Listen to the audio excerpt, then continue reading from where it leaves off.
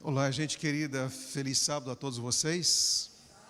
Feliz sábado a você que está nos acompanhando agora pelo Adventistas Brasil. Nós já começamos uma jornada durante essa semana, na quinta-feira, aqui pela manhã, às 6 da manhã, com o tema voltado para o Espírito Santo, mas claro, sempre com a ênfase nos 10 dias de oração. Nós esperamos que esses 10 dias sejam 10 dias abençoados, carregados de uma experiência profunda naquilo que é tão importante, que é a nossa experiência diária com Deus. Durante essa semana também nós vamos trabalhar com o tema pela noite, que é voltado para o livro do Apocalipse. E o tema você pode ver aqui na tela: as 3 mensagens e o grande conflito. Uma das mensagens mais importantes que nós podemos encontrar na Bíblia é justamente aquela que se encontra em Apocalipse capítulo número 14. E nós vamos meditar, nós vamos refletir sobre esse tema, que é o grande conflito, as 3 mensagens angélicas durante toda essa semana. Eu pediria a vocês que, por favor, nesse momento, abram suas Bíblias, você que está aqui na Igreja Central de Botafogo, você que está em casa, você que está nos acompanhando por alguma igreja, por favor, abra a Bíblia no livro do Apocalipse, no capítulo de número 1. Apocalipse, capítulo número 1. Durante essa semana, todos os temas, sábado pela manhã, domingo à noite, até o próximo sábado, todos os temas, os títulos serão extraídos desse livro fantástico, um livro tremendo. E nós precisamos compreender esse livro, entender a sua mensagem, entender aquilo que ele mais destaca. E eu quero começar aqui contando uma história para vocês. Bem, vamos lá. Durante a Segunda Guerra Mundial, nós tínhamos 2 grandes líderes. De um lado dos alemães, Adolf Hitler, e do lado inglês, Winston Churchill. Ele fazia parte do grupo dos aliados.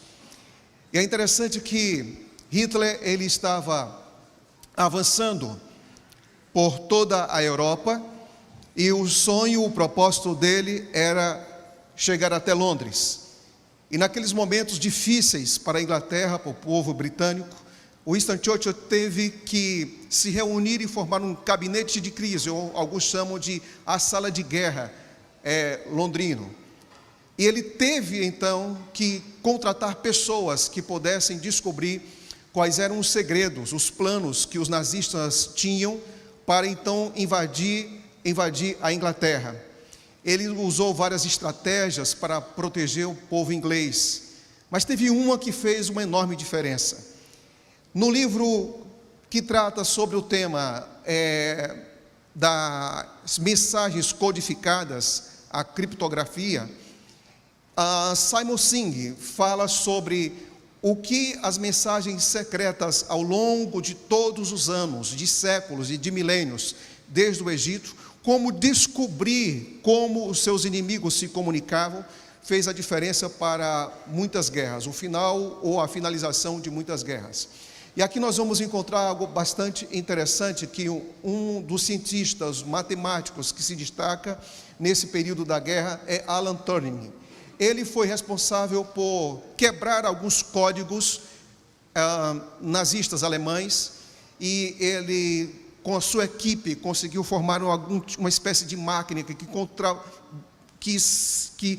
montava alguns códigos contra a inteligência nazista. E ele conseguiu, juntamente com sua equipe, descobrir alguns códigos. E esses códigos foram tão importantes para a finalização da guerra, que alguns acreditam que a Segunda Guerra Mundial foi reduzida em 2 anos. E aproximadamente, alguns calculam que quase 14 milhões de vidas foram poupadas, quando ele chegou à conclusão de como Hitler e seu exército estava agindo para invadir a Inglaterra. Algumas mensagens eram descobertas a 18 horas de antecedência, quando o governo alemão se preparava, o exército alemão se preparava para invadir com seus submarinos a Inglaterra.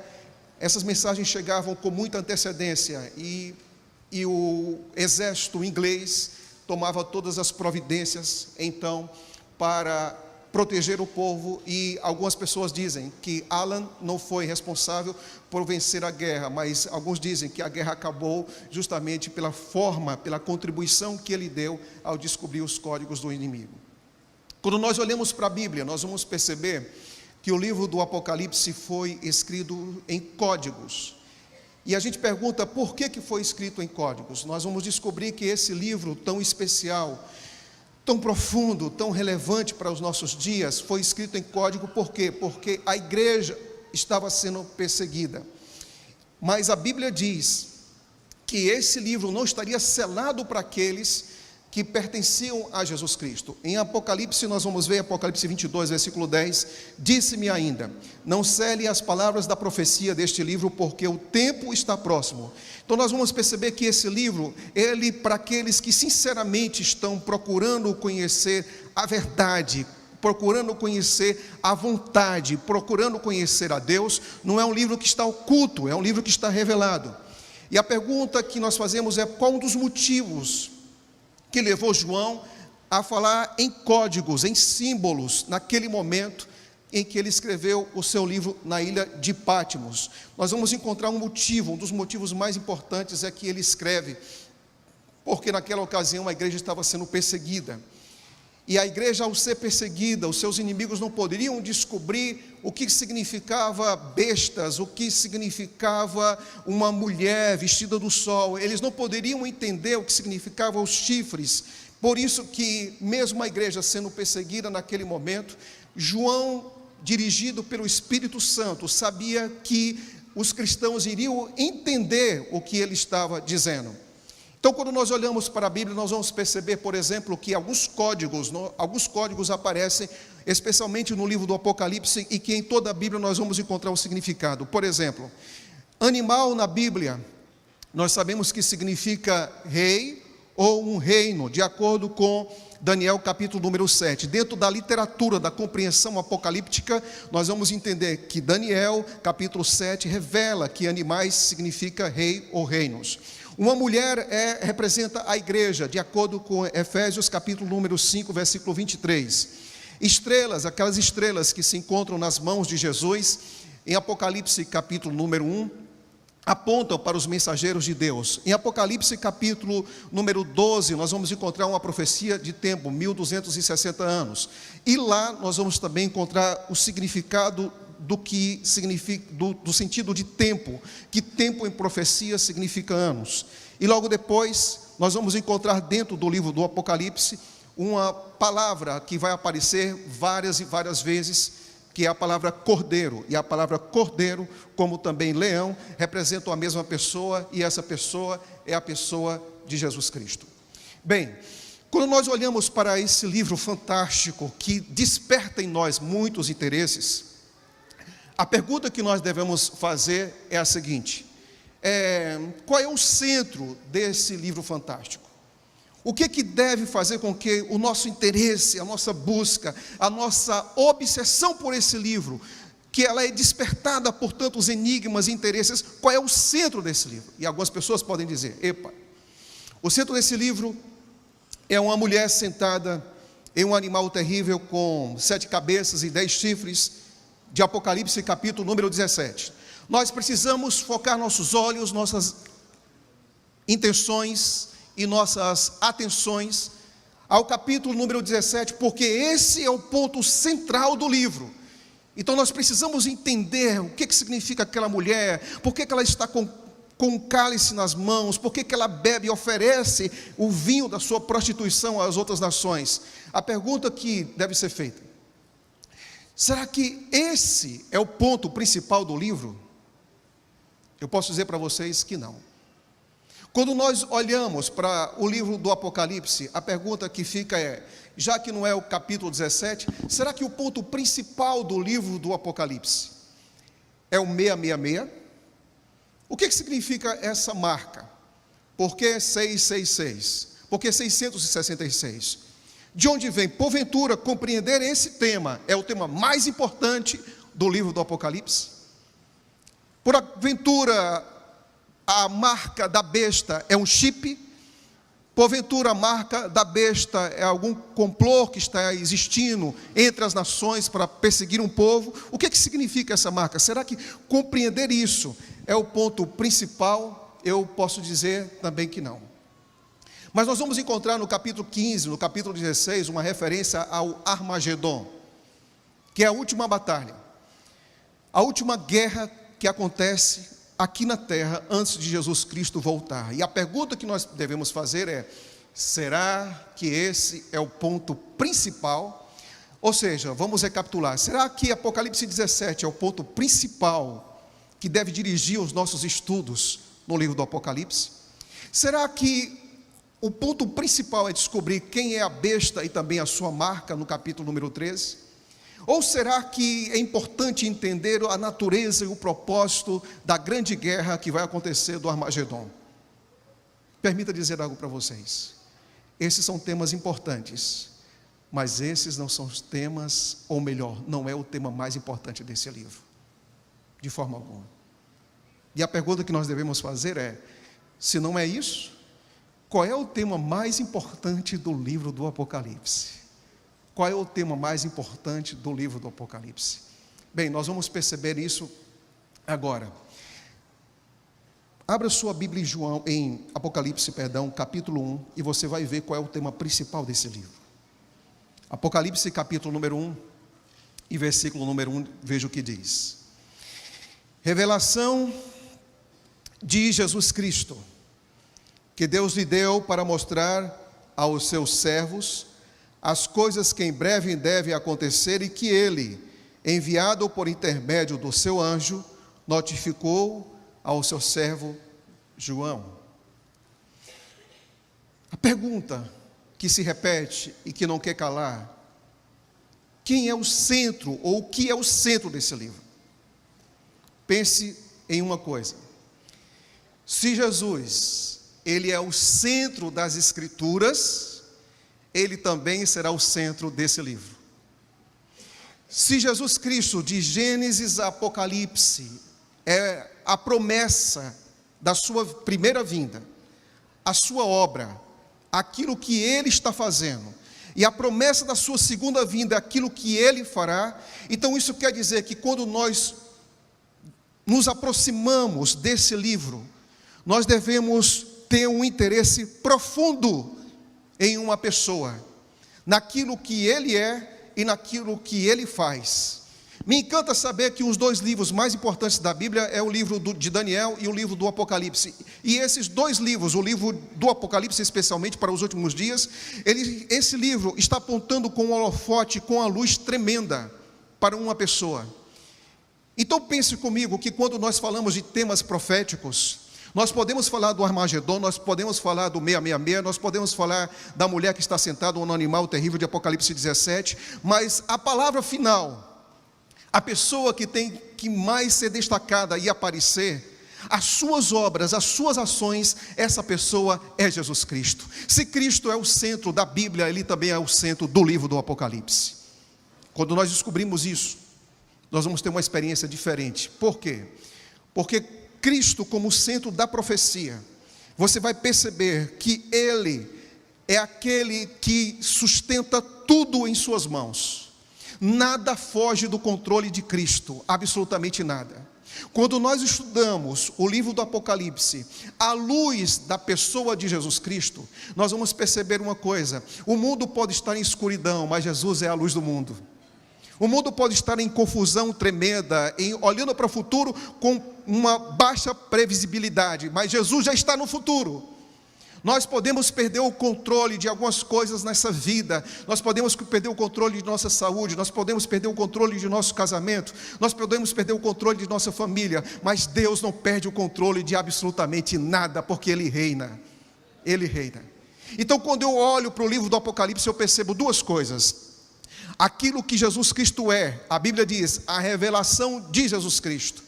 É claro que Cristo está abrindo as cortinas, porque a palavra Apocalipse quer dizer tirar o véu, é apresentar algo. Cristo não está escondendo nada a respeito do futuro. E Cristo esteve no passado, está no presente e também está no futuro.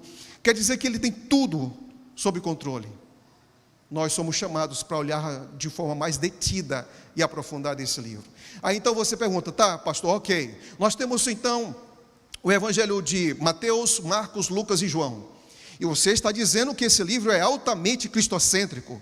Mas quais são as evidências que nós podemos encontrar nesse livro de que esse livro é um livro cristocêntrico? Bem, em primeiro lugar, nós vamos encontrar nesse livro 291 referências em todo o livro sobre a pessoa de Jesus Cristo. Isso não é fantástico? Você já imaginou, você vai abrir um livro e ver que nesse livro de 22 capítulos, você vai encontrar 291 referências sobre uma pessoa? Outra coisa, nesse livro você vai encontrar, nos primeiros capítulos, nos 3 primeiros capítulos, 162 referências, logo no início. Quando você lê o livro do Apocalipse, você pode então ter um marca-texto, você pode ter uma caneta e marcar quantas vezes Cristo é mencionado. Nesse livro nós vamos encontrar 41 títulos diferentes que apontam para a sua pessoa e obra em favor dos pecadores. O que é que você acha disso? Mateus, Marcos, Lucas e João apontam o que Jesus Cristo fez aqui na terra. Apocalipse diz o que ele está fazendo depois de sua ressurreição e fará até que ele volte a essa terra e restaure todas as coisas. Mas como disse, aonde nós podemos encontrar Cristo dentro do livro do Apocalipse? Por favor, observem esse quadro comigo.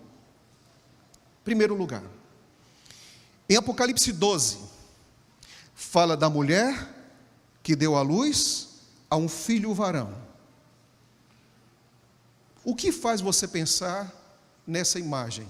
Uma mulher que deu à luz a um filho que o dragão está esperando que essa mulher dê à luz e o persegue. A gente pode aplicar sem sombra de dúvidas ao nascimento de Jesus Cristo, que desde quando chegou a essa terra já foi perseguido. Quero dizer uma coisa, esse planeta não está esquecido por Deus, e você não está esquecido por Deus.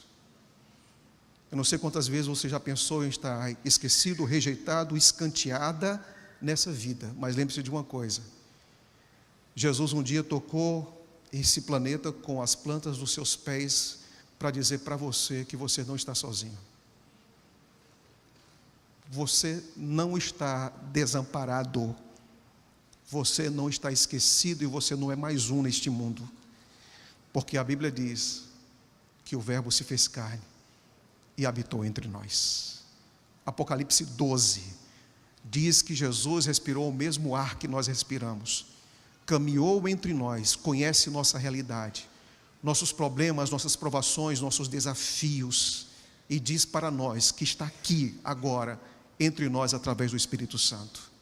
Segundo lugar, Apocalipse diz que Jesus Cristo é a fiel testemunha. A pergunta que muitas pessoas podem fazer é: quem é Deus? Como Deus pensa?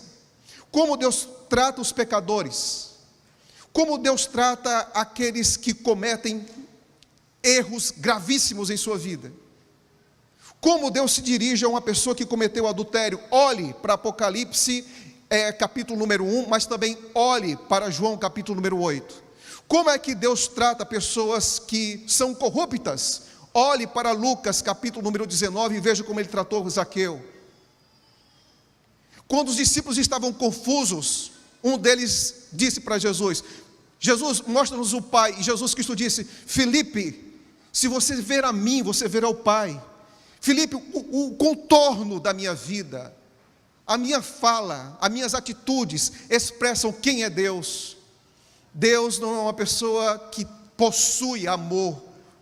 Deus é amor e se manifestou em toda a plenitude de graça, de bondade e glória em uma pessoa, e essa pessoa é Jesus Cristo.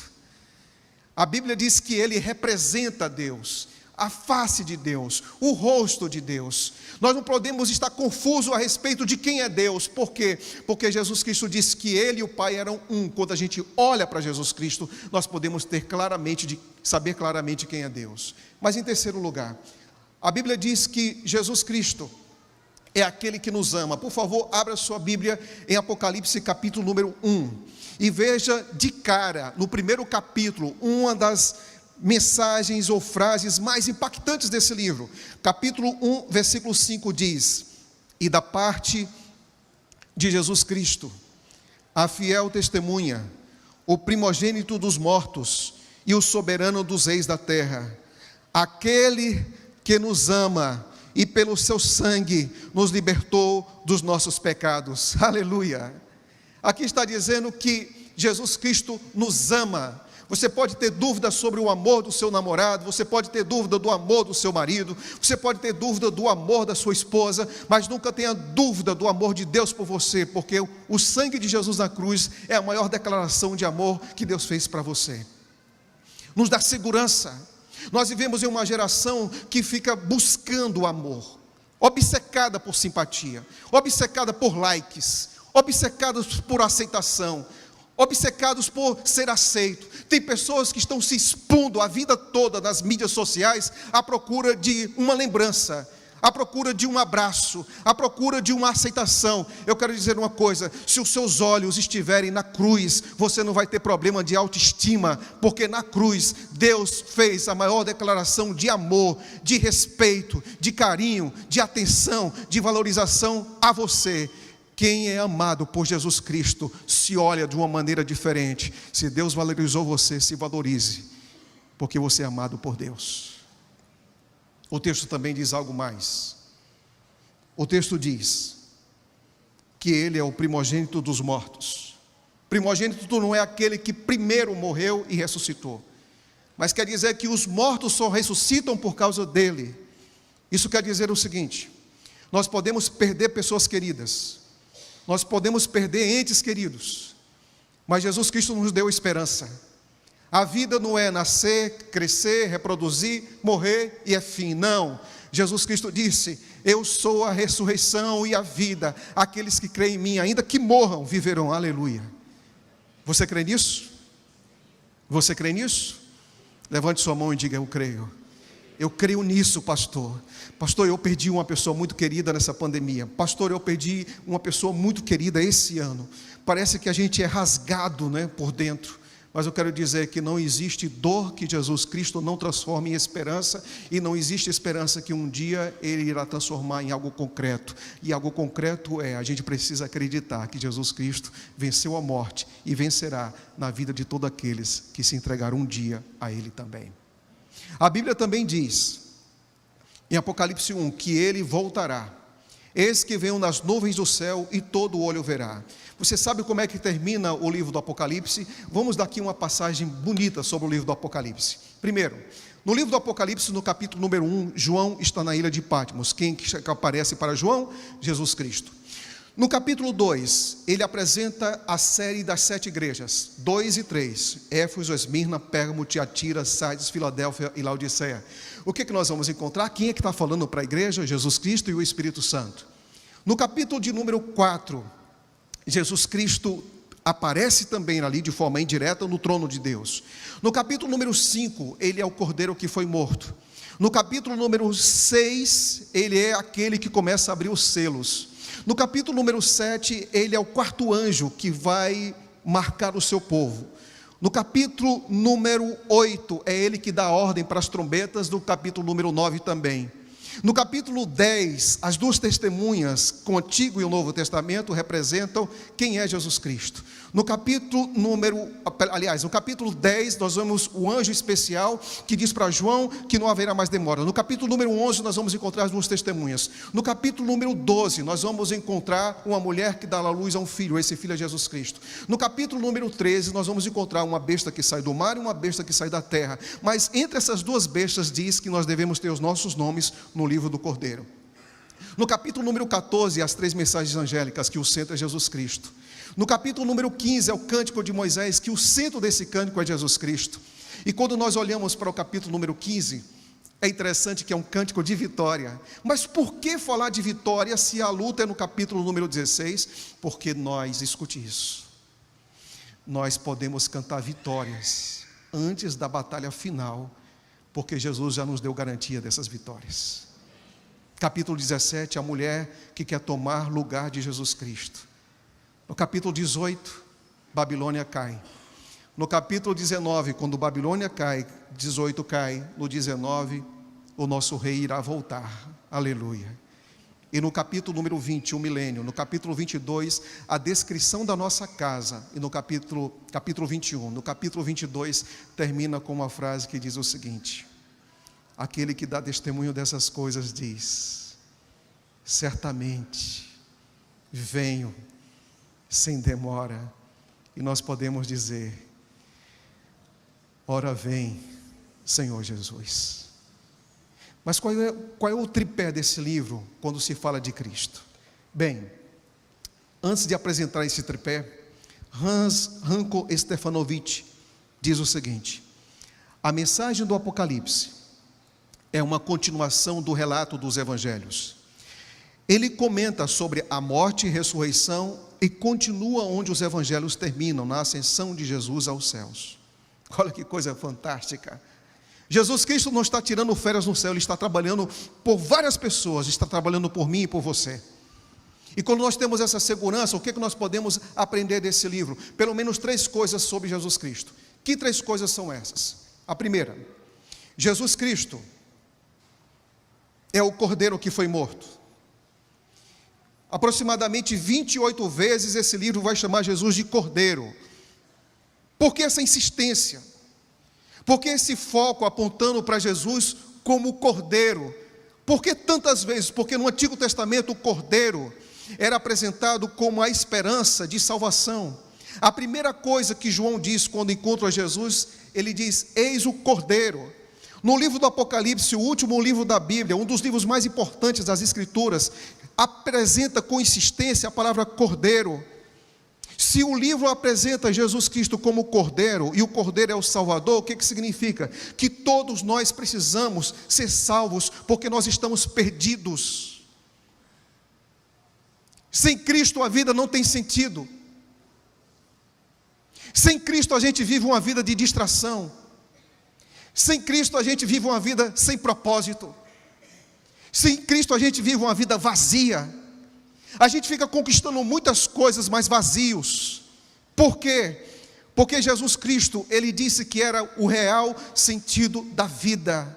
Nós não temos vida, vida não é ouvir, vida não é falar, vida não é dormir e comer e trabalhar, vida tem um nome, esse nome é Cristo. Ele diz: se vocês me receberem, eu vou dar propósito, eu vou dar sentido, eu vou dar objetivo à sua vida. Você não está aqui por acaso, nós estávamos perdidos, e por isso que Cristo é chamado de Cordeiro, e é por isso que Cristo é chamado de Salvador.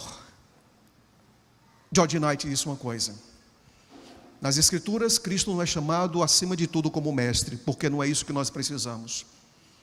Nas Escrituras, Cristo não é chamado acima de tudo como médico, porque não é isso que nós mais precisamos.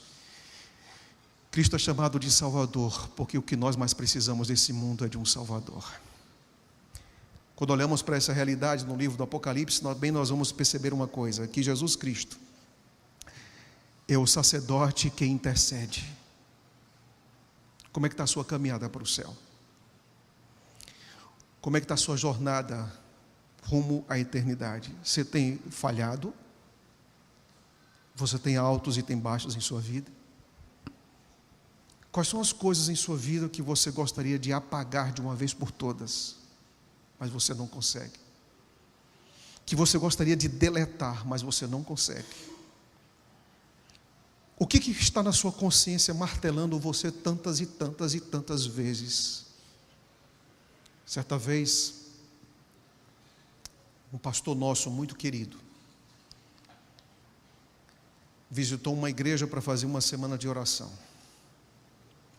E tinha uma pessoa muito ativa, aquela mãezona da igreja, que recebe os pastores, que dá roupa, dá alimentos, atende todo mundo. E essa senhora estava acamada há alguns anos. E foi feito de tudo para ajudar aquela senhora, de tudo. Ela fez exames no Brasil, fez exames no exterior, e ela não conseguia resolver o problema dela. E o marido, que havia pouco tempo aceitado a Jesus Cristo como Salvador de sua vida, disse para esse pastor: pastor, visite a minha esposa, ela conhece você há muitos anos e ela não sai daquela cama de jeito nenhum. E ela não quer receber a visita de ninguém, mas eu acho que sua visita ela vai receber. E o pastor foi lá. Essa mulher estava há muitos anos acamada, e antes do pastor chegar na casa dela, foi dito o seguinte: pastor, minha esposa não tem problema nenhum, não tem nada, mas ela continua lá. E ela resolveu, naquela visita, dizer o que havia acontecido. Alguns anos atrás, ela traiu o esposo, e a culpa era tão forte que paralisou o seu corpo inteiro. Escuta uma coisa, eu não sei como é que está a sua vida hoje, mas sabe de uma coisa: nenhuma condenação há para os que estão em Cristo Jesus, nosso Senhor. Nenhuma. Se você está levando um peso de culpa muito forte em seus ombros, lembre-se de uma coisa: o peso que você está carregando não deve ser colocado em seus ombros, porque Jesus já estendeu a mão para carregar os seus fardos. Você não precisa viver uma vida pesada, sem sentido, sem propósito e com culpa, porque Jesus Cristo está no santuário celestial com suas mãos levantadas agora, intercedendo por todos nós, por mim e por você. E todo o peso que rouba de você o desejo de ser feliz precisa ser colocado aos pés daquele que é especialista em carregar a nossa culpa. E esse especialista é Jesus Cristo, como sacerdote que intercede por nós agora. Depois de uma conversa e de um momento de oração, aquela mulher que tinha visitado tantos hospitais e clínicas e feito sucessivos exames se levantou da cama. Você sabe por quê? Porque quando você supera a culpa, você tem novo sentido da vida. Você não pode pegar a sua culpa e se tornar um fardo e nem ser indiferente a ela. A culpa você não deve tornar um fardo e nem ser indiferente a ela. Você deve dirigir a Jesus Cristo. Por isso que Ele é sacerdote que intercede. Mas também a Bíblia diz que Jesus Cristo é o Rei que voltará. Há mais de 30 anos que um dia eu estava vendo perto da minha casa um cartaz na porta de uma outra família que dizia: breve Jesus Cristo voltará. Com o passar dos anos, com o passar das décadas, a gente pode pensar: ei, essa promessa aí vai se frustrar, pastor. Vai se frustrar, porque ela nunca vai acontecer. A gente passa, talvez aqui, essa igreja, uma das mais antigas daqui dessa cidade. Quantas pessoas já se sentaram nesses bancos e falaram que Cristo iria voltar? Quantas pessoas já descansaram?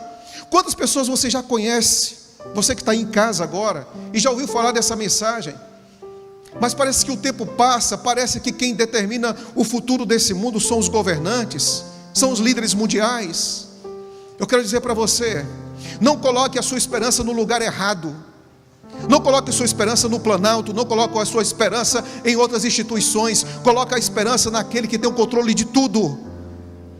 É possível que às vezes pessoas que você ama quebrem promessas.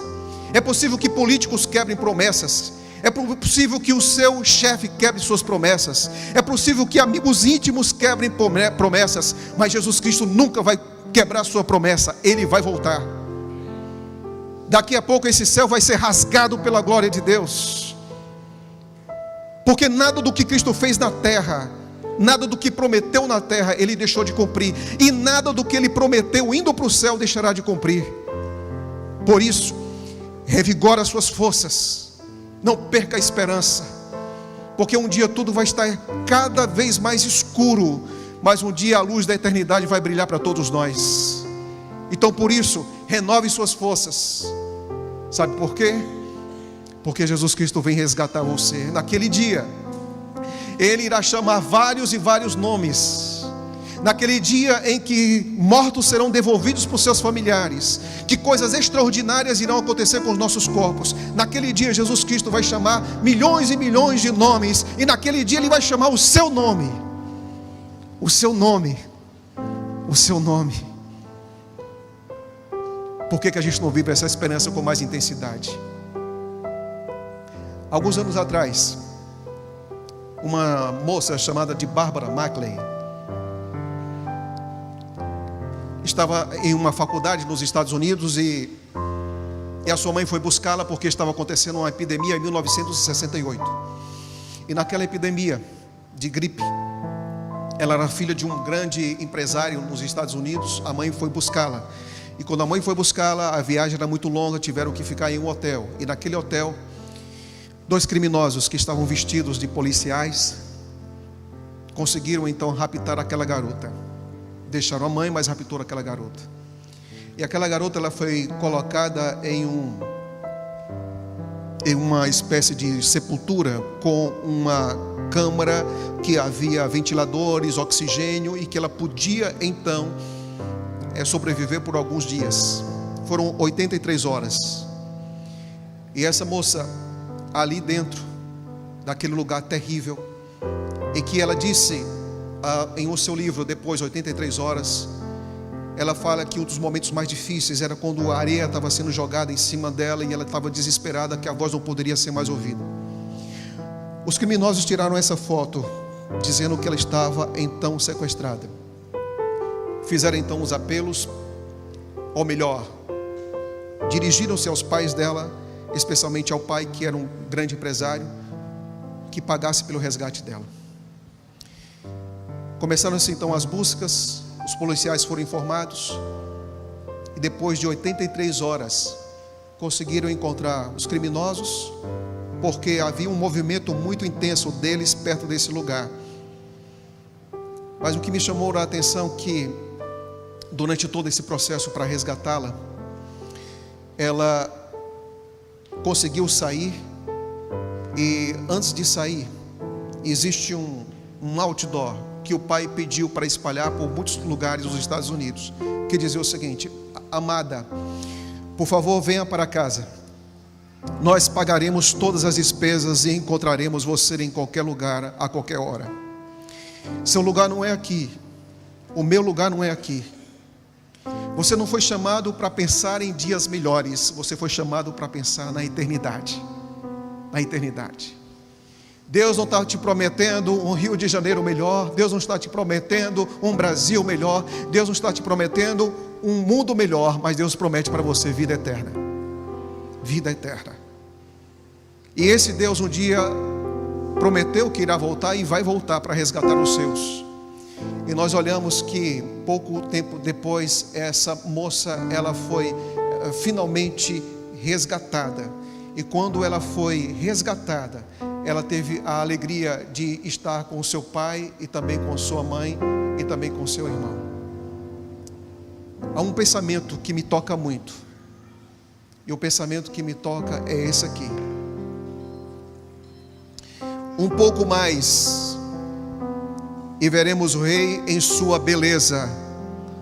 Um pouco mais e ele enxugará todas as lágrimas dos nossos olhos. Um pouco mais e ele nos apresentará com exultação, imaculados diante da sua glória. Falta pouco. Por isso não desanima.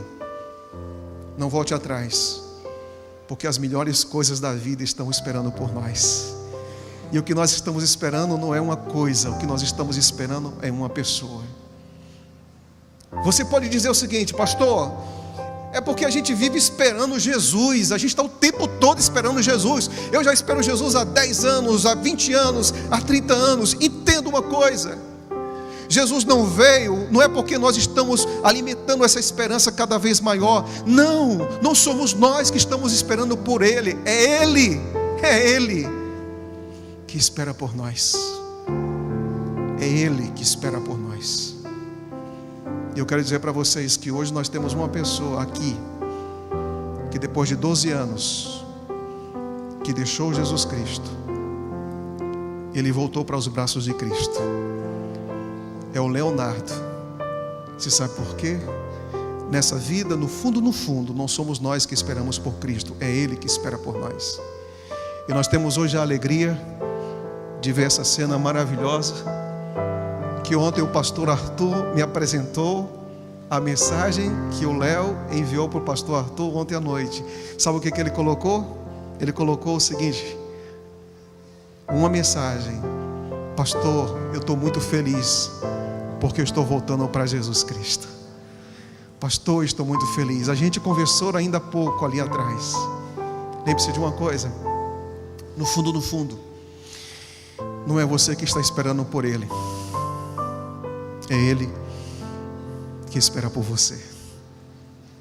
E é por isso, para selar esse momento tão especial, é que nosso querido pastor Arthur está com Leonardo. Querido Leonardo, foram tantos dias que Cristo trabalhou em seu coração, foram tantas noites, tantas manhãs, tantas tardes. Eu sei que você andou por lugares que entristeceu o coração de Cristo, mas você voltou por um caminho que está alegrando o coração dele. Não importa o seu passado, não importa o que ficou registrado no passado, em Jesus Cristo tudo estará apagado, e em Jesus Cristo você tem uma nova história. Para perdão dos seus pecados, como ministro do Evangelho, o pastor Arthur o batiza, em nome do Pai, do Filho e do Espírito Santo. Amém.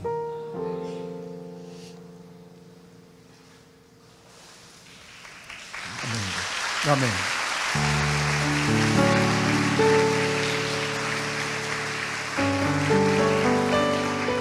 Glória a Deus. Glória a Deus.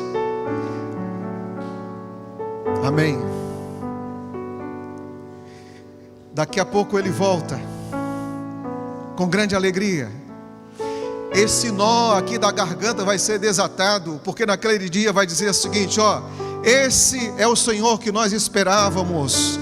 Esse é o Jesus que eu abri mão de tantas coisas. Esse é o Jesus que muitas vezes tropeçando, caindo, eu continuei. Esse é o Jesus que muitas vezes sem forças para dar o próximo passo, eu resolvi caminhar. Esse é o Jesus que mesmo carregando culpa, eu confessei e prossegui.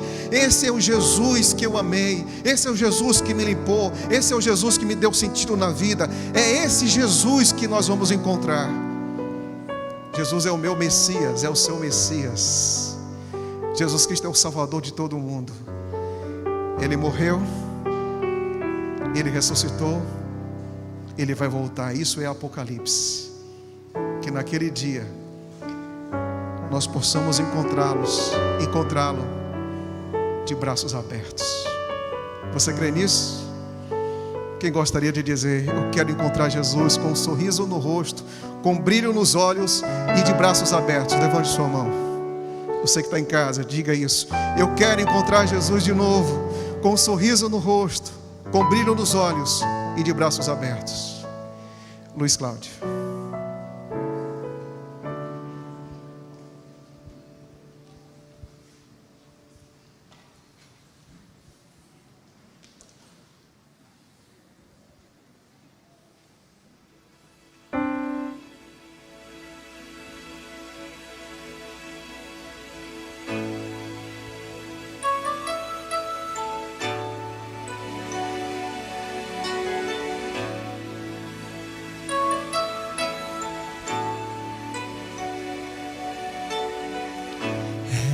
O seu pai, o carpinteiro José, ninguém queria crer que o mundo então criou, curava com suas mãos, seu nome era Jesus, mas nunca compreenderam para que veio Jesus. Ele é Messias, Ele é Messias, destinado a morrer. Ele é Messias, por pecados Ele morreu, mas da morte ressurgiu.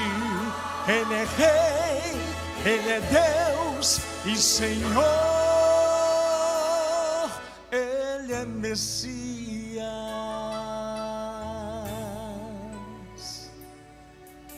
Tirado lá da cruz, sepultado ele foi, sofreu a rejeição, ninguém creu em seu amor.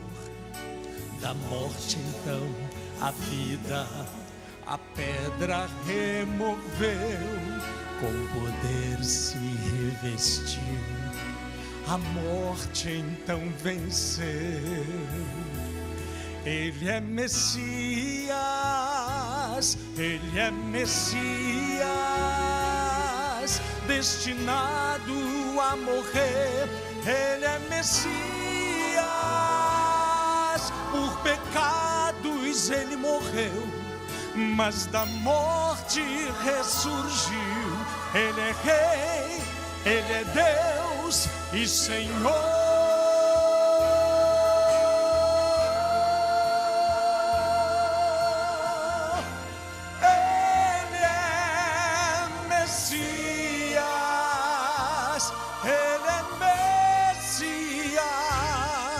Destinado a morrer, Ele é Messias,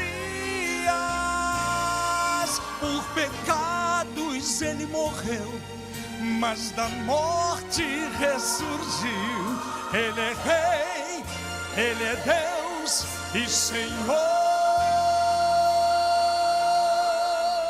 Ele é Messias. Aleluia. Ele é Messias.